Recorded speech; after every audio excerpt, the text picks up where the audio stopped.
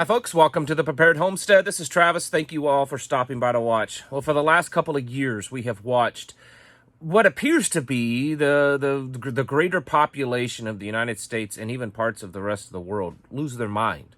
We've seen just ridiculousness, absolute total fear, and to the point that people are kind of seem to be developing this psychosis to where they're actually acting out in violence, and they're pushing just the strangest and the weirdest things because they feel that it's going to protect them and save them. And many of us have commented on this, and there's actually been some quite intellectual people talking about this mass formation psychosis. And we've probably kind of wondered, what is this leading to? Is this just a natural, organic thing that's happening, or is there something behind it? And I think that there's a little bit more behind it. And I think we're now shifting into this era of World War type of scenario.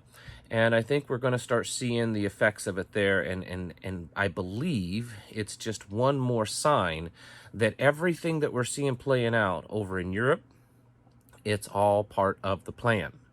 And I want to point out some things here today. A lot of this is just commentary. A lot of it's just my opinion and my theory. But I do have some things to back it up. We have watched, like I said, this, for instance, people wearing this, how it's gone to crazy levels. Just absolute insanity. I mean, we're watching people in orchestras, blowing on flutes and stuff with slits cut in their face covering so they can play. I mean, does that make any logical sense? Of course not. And most of the stuff that many of us have seen that just it's borders on insanity, it doesn't make any sense. Well, now we're starting to see that when it comes to Russia's the bad guy and we have to alienate them, we have to completely turn our backs to them. I mean, we're seeing stuff like a cartoon that came out 25 years ago that took place in old Mother Russia has now been removed from Disney TV channel, the Disney channel. They've removed the movie Anastasia because, the Anastasia is about Russia. And that's our way of protesting. We're going to show that Russia's bad. Russian cats now are no longer allowed to be used in cat shows. So if you go to cat shows and you demonstrate the whatever you do at a cat show, if you have a Russian cat, sorry, they're no longer allowed. They've been banned. This insanity that's building, all these tech companies, they're turning their back. There's businesses that, and many of you know, a lot of businesses are international, and so they have businesses in Russia. They're shutting them down, closing their doors. They're turning their back on the people. Even Canada, read this article yesterday that Canada had stopped a plane, a private charter plane that was in Canada, and it was loaded with Russian nationals. Now, according to the story, there's no indication whatsoever that these Russian nationals were involved in any kind of espionage or anything. They're just Russian nationals, and they were trying to get home. And Canada, the Canadian government, they stopped the plane, seized the plane, and put basically everyone in custody. Why? Because they're Russian. Now, I do not for one moment think that Russia's the good guy in this. I've made that quite clear in my previous videos. But I don't also think that the West is the good guy. I think the individual people, both in Ukraine and the Russian people too, are going to feel a lot of pain. They're kind of the innocent victims in this. And so while, if someone says they support the Ukrainian people, I'm all for that. But we're seeing these two powers, and it's way bigger than Russia and Ukraine. We're seeing the powers of the West and the East come to clash together in a battle, or the beginnings of the battle, for dominance over this world. The two factions of the New World Order, I believe, are fighting for this. I believe this is all planned out. There's just too much that doesn't make sense about this if you look at it on the surface.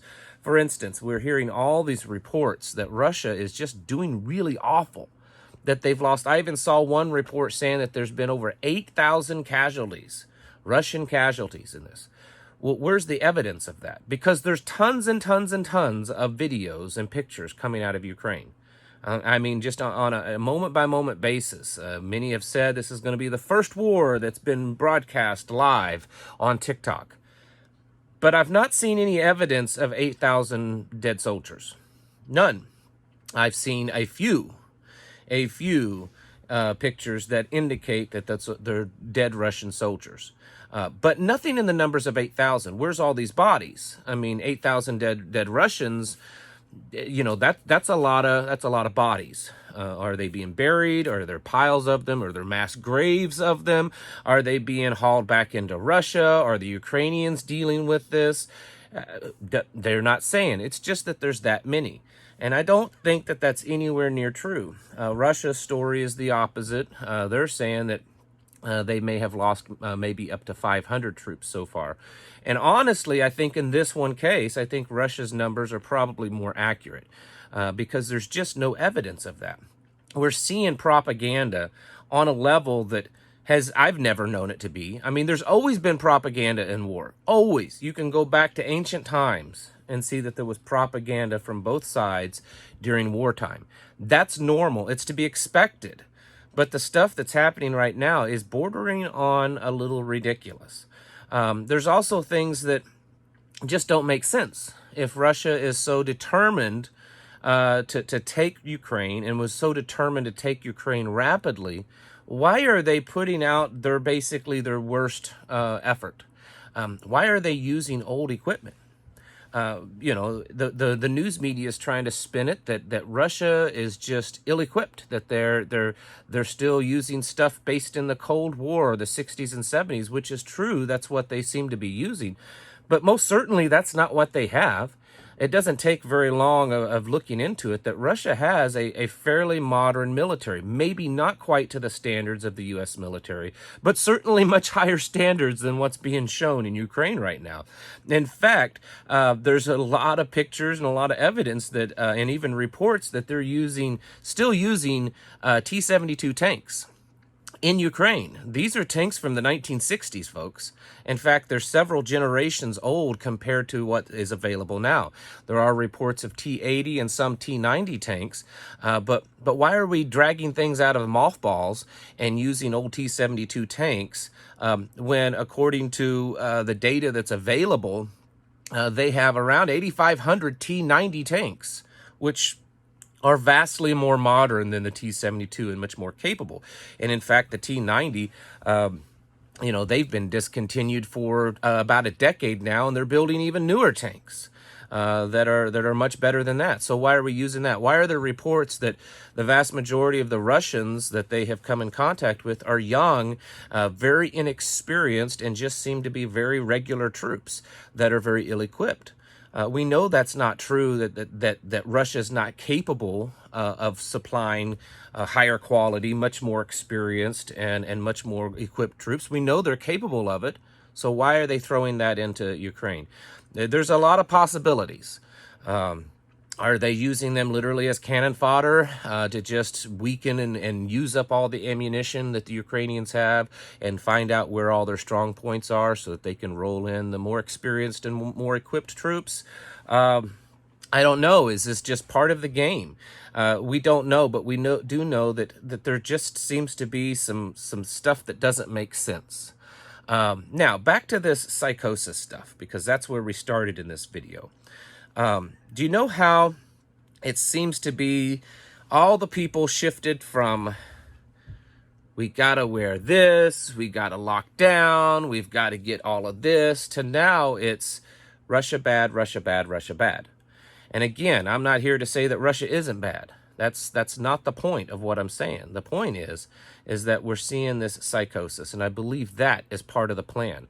They have proven that they're able to control and to manipulate the masses, and we're seeing that happen again. The whole world.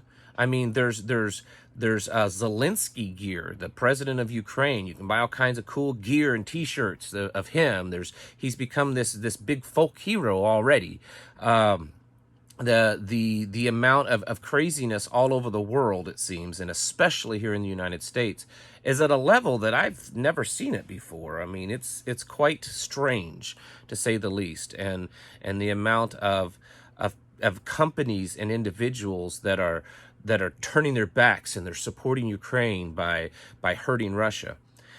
And then we're seeing that what the companies can do, the tech companies, the cutting off of Google and Apple and all the different tech services and internet providers and cell providers, not allowing any ship that has a Russian flag to be in port.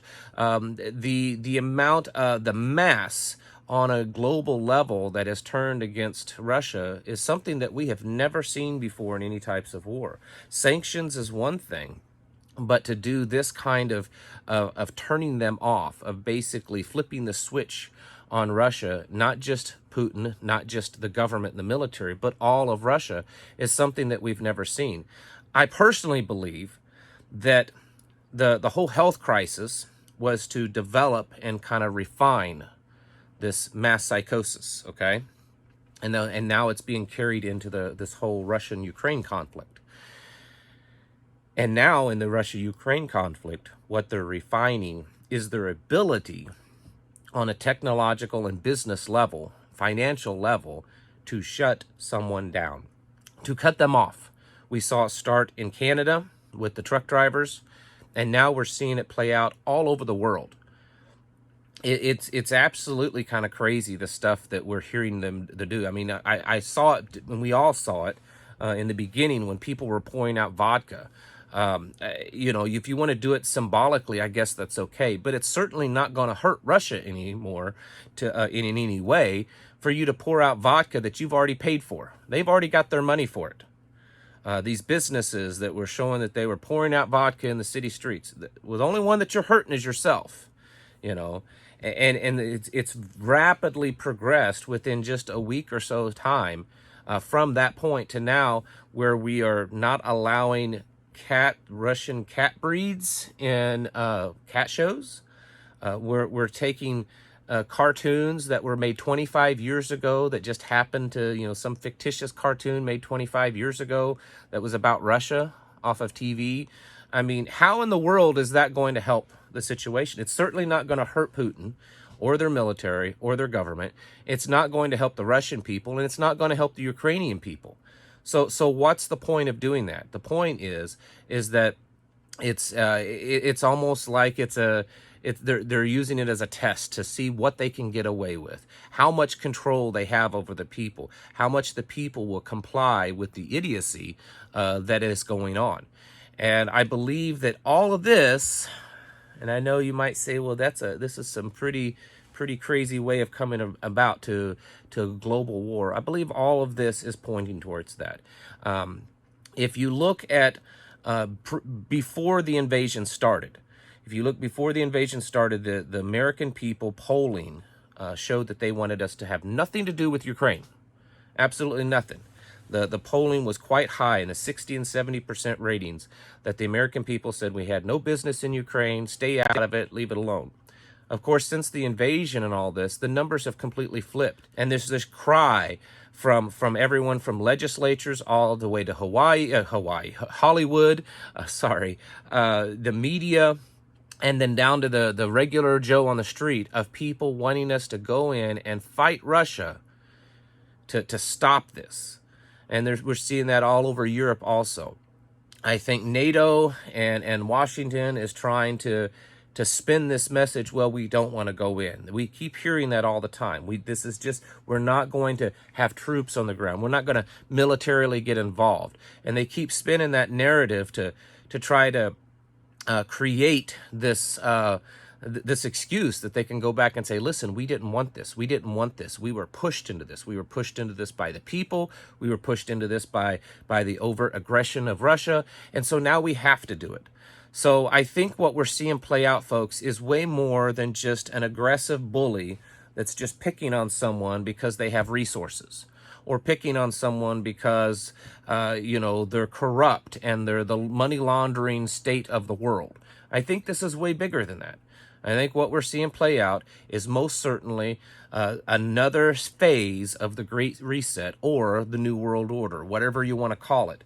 To me, there's just too much psychosis. There's too much that it looks just like the health crisis. It looks just like the global pandemic, except it's bullets and tanks now.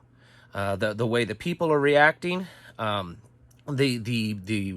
misinformation that's being told, it looks in every way just like it. It's like they're using the exact same playbook. So regardless of which side that you stand on and who you're rooting for in this whole mess, you need to understand that both sides are the bad guys. The innocent ones, yeah, those are the people on the streets that's being harmed by this and their lives are being ruined.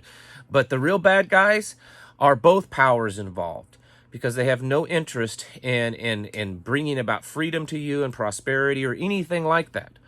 This is about global domination, and it's a next phase into it. And the further this goes along and the longer this gets drawn out, I believe the greater chance that we are going to see a World War III out of this scenario. I cannot predict when, and I don't know that.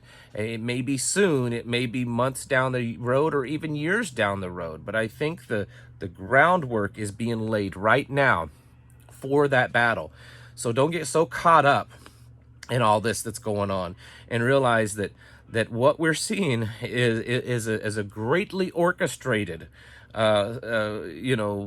play, that really that's all it is, that's playing out right before our eyes. And it's just one more of the many that we've seen over the last couple of years. One more proof that we are full steam ahead into the era of a new world. And we just have to keep getting prepared for that, folks. There's just nothing else. There's nothing else that we can really say about it. Is just keep getting yourself prepared mentally, physically, and spiritually, because hard times are most definitely coming to the United States. We're seeing it already with increased prices and shortages. I think that's all just going to keep getting worse. All right, folks. Thank you for watching. I'll catch you in the next video.